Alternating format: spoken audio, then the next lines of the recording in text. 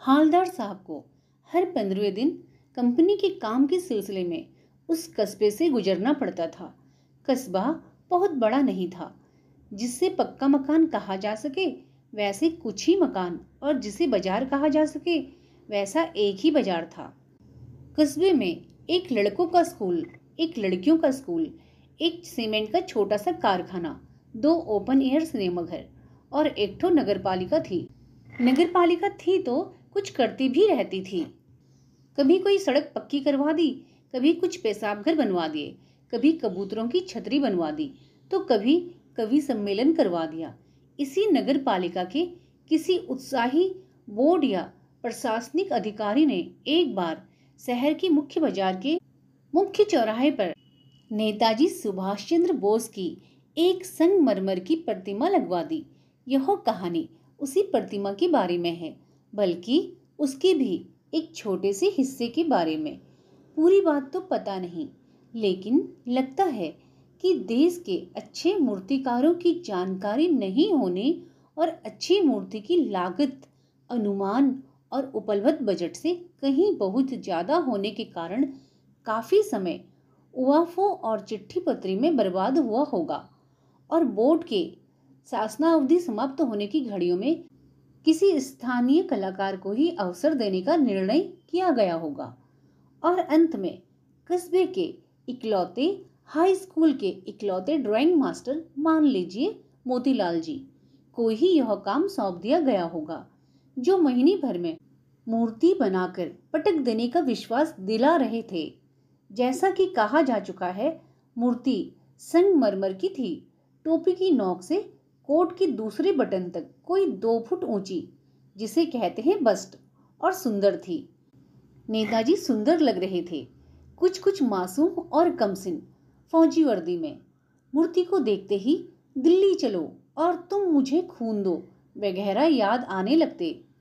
इस दृष्टि से यह सफल और सराहनीय प्रयास था। केवल एक चीज की कसर थी, जो देखते ही खटकती थी। नेताजी की आंखों पर चश्मा नहीं था। यानी चश्मा तो था, लेकिन संगमरमर का नहीं था। एक सामान्य और सचमुच के चश्मे का चौड़ा काला फ्रेम मूर्ति को पहना दिया गया था। हालदार साहब जब पहली बार इस कस्बे से गुजरे और चौराहे पर पान खाने रुके, तभी उन्होंने इसे लक्षित किया और उनके चेहरे पर एक कौतुक भरी मुस्कान फैल गई। वाह भाई, यह आइडिया भी ठीक है। मूर्ति पत्थर की, लेकिन चश्मा रियल। जीप कस्बा छोड़कर आगे बढ़ गई। तब भी हालदार साहब इस मूर्ति के बारे में सोचते रहे और अंत में इस निष्कर्ष पर पहुंचे कि कुल मिलाकर कस्बे के नागरिकों का यह प्रयास सराहनीय ही कहा जाना चाहिए। महत्व मूर्ति के रंग रूप या कद का नहीं, उस भावना का है। वरना तो देशभक्ति भी आजकल मजाक की चीज होती जा रही है। दूसरी बार जब हवलदार साहब उधर से गुजरे तो उन्हें मूर्ति में कुछ अंतर दिखाई दिया। ध्यान से देखा तो पाया कि चश्मा दूसरा है। पहले मोटे फ्रेम वाला चकोर चश्मा था, अब तार के फ्रेम वाला गोल चश्मा है। हालदार साहब का कौतुक और बड़ा। वाह भाई, क्या आइडिया है। मूर्ति कपड़े नहीं बदल सकती, लेकिन चश्मा तो बदल सकती है। तीसरी बार फिर नया चश्मा था। हालदार साहब की आदत पड़ गई, हर बार कस्बे से गुजरते समय चौराहे पर रुकना, पान खाना और मूर्ति को ध्यान से देखना। एक बार जब कौतूहल दुर्दमनीय हो उठा तो पान वाले से पूछ लिया, क्यों भाई, क्या बात है, यह तुम्हारे नेताजी का चश्मा हर बार बदल कैसे जाता है? पान वाले के खुद के मुंह में पान ठूसा हुआ था। वह एक काला, मोटा और खुश मिजाज आदमी था। हवलदार साहब का प्रश्न सुनकर वह आंखों ही आंखों में हंसा। उसकी तौन थिरकी। पीछे घूमकर उसने दुकान के नीचे पान थूका और अपनी काली बत्तीसी दिखाकर बोला, कैप्टन चश्मे वाला करता है। क्या करता है? हालदार साहब कुछ समझ नहीं पाए। चश्मा चेंज कर देता है, पान वाले ने समझाया। क्या मतलब, क्यों चेंज कर देता है?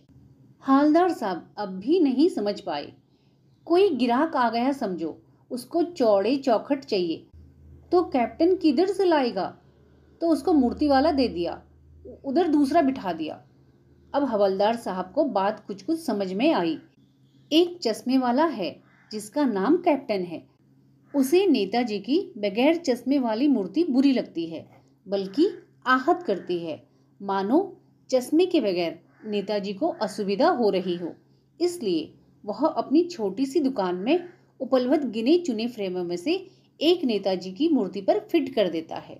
लेकिन जब कोई ग्राहक आता है और वैसे ही फ्रेम की दरकार होती है जैसा मूर्ति पर लगा है, तो कैप्टन चश्मे वाला मूर्ति पर लगा फ्रेम संभवतः नेताजी से क्षमा मांगते हुए लाकर ग्राहक को दे देता है और बाद में नेताजी को दूसरा फ्रेम लौटा देता है।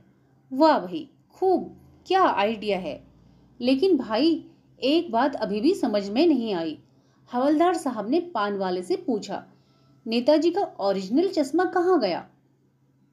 पान वाला दूसरा पान मुंह में ठूस चुका था। दोपहर का समय था, दुकान पर भीड़ भाड़ अधिक नहीं थी। वह फिर आंखों ही आंखों में हंसा।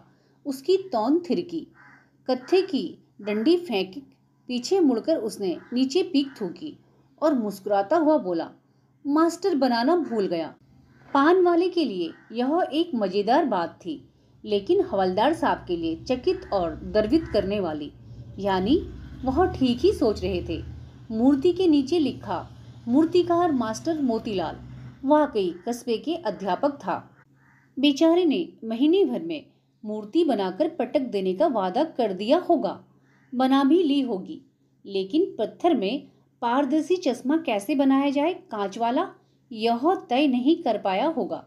या कोशिश की होगी और असफल रहा होगा, या बनाते बनाते कुछ और बारीकी के चक्कर में चश्मा टूट गया होगा, या पत्थर का चश्मा अलग से बनाकर फिट किया होगा और वह निकल गया होगा। उफ, हवलदार साहब को यह सब कुछ बड़ा विचित्र और कौतूहक भरा लग रहा था।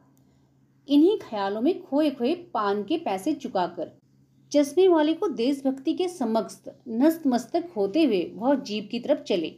फिर रुके, पीछे मुड़े और पान वाले के पास जाकर पूछा, क्या कैप्टन चश्मे वाला नेताजी का साथी है या आजाद हिंद फौज का भूतपूर्व सिपाही? पान वाला नया पान खा रहा था।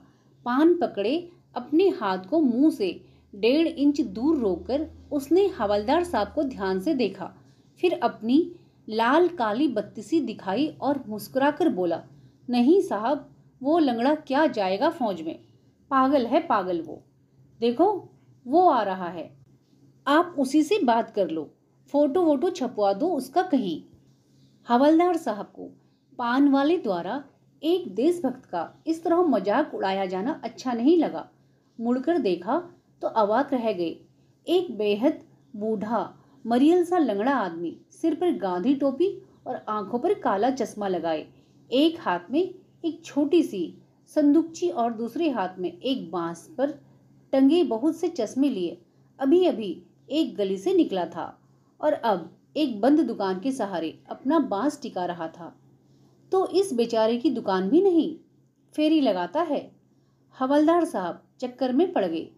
पूछना चाहते थे, इसे कैप्टन क्यों कहते हैं, क्या यह इसका वास्तविक नाम है? लेकिन पान वाले ने साफ बता दिया था कि अब वह इस बारे में और बात करने को तैयार नहीं। ड्राइवर बेचैन हो रहा था, काम भी था। हवलदार साहब जीप में बैठकर चले गए।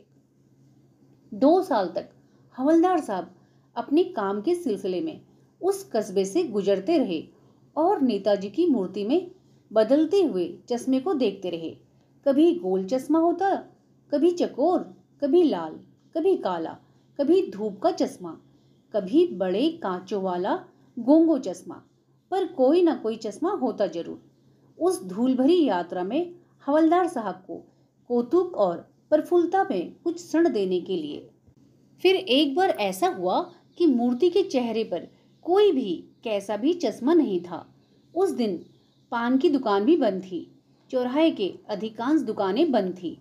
अगली बार मूर्ति की आंखों पर चश्मा नहीं था। हवलदार साहब ने पान खाया और धीरे से पान वाले से पूछा, क्यों भाई, क्या बात है, आज तुम्हारे नेताजी की आंखों पर चश्मा नहीं है? पान वाला उदास हो गया। उसने पीछे मुड़कर मुंह का पान नीचे थूका और सिर झुकाकर अपनी धोती के सिरे से आंखें पोंछता हुआ बोला, साहब, कैप्टन मर गया।